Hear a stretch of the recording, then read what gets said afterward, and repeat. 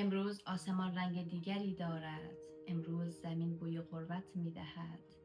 امروز روز عاشوراست. روزی که خورشید شرمنده شد، روزی که حق در برابر ظلم ایستاد و نام حسین تا ابد در تاریخ ماندگار شد. در کربلا تشنگی بود اما تسلیم نبود. تنهایی بود اما شکست نبود. کودکان تشنه بودند، خیمه ها در محاصره بودند، اما دلهای یاران حسین سرشار از ایمان و عشق بودند. عاشورا فقط یک روز نیست، یک درس بزرگ است. درس آزادگی، درس شرافت و درس ایستادگی در برابر ظلم. و امروز هر جانان حسین برده می شود، پیام کربلا زنده می شود.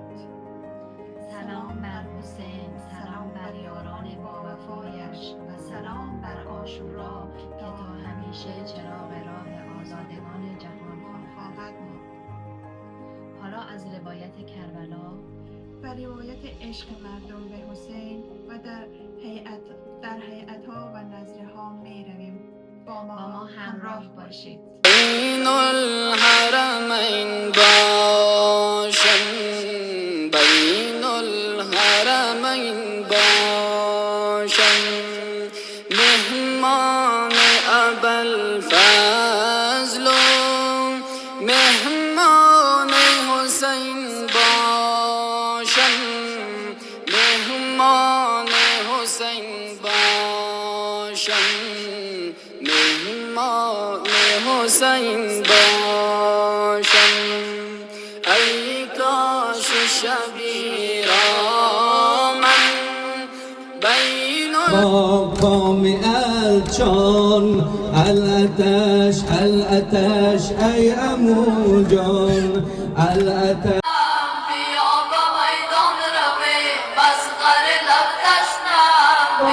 لیلا اکبر جوانه ناکام لیلا بر مادر خود نظر ندارد. اکبر جوانه ناکام لیلا، اکبر جوانه ناکام لیلا بر مادر خود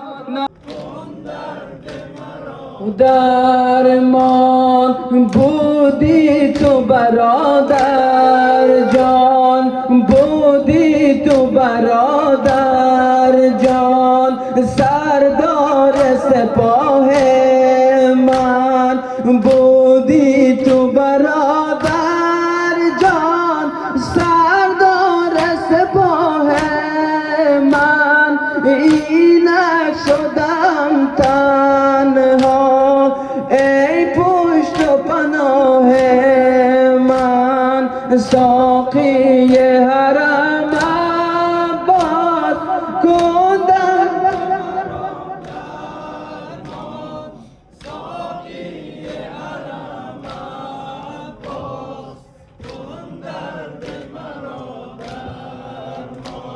ساقی حرم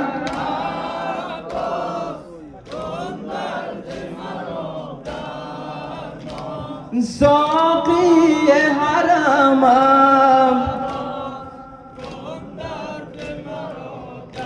فرمان در راه آهوا ویلا آهوا ویلا زارا کربلا مدازاده زارا تا کند با هم جان خود سودا، تا کند با هم جان خود سودا.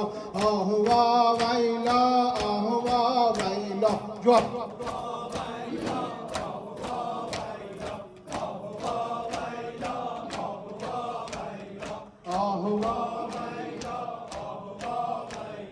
کربلا مدا سبت پیغمبر کربلا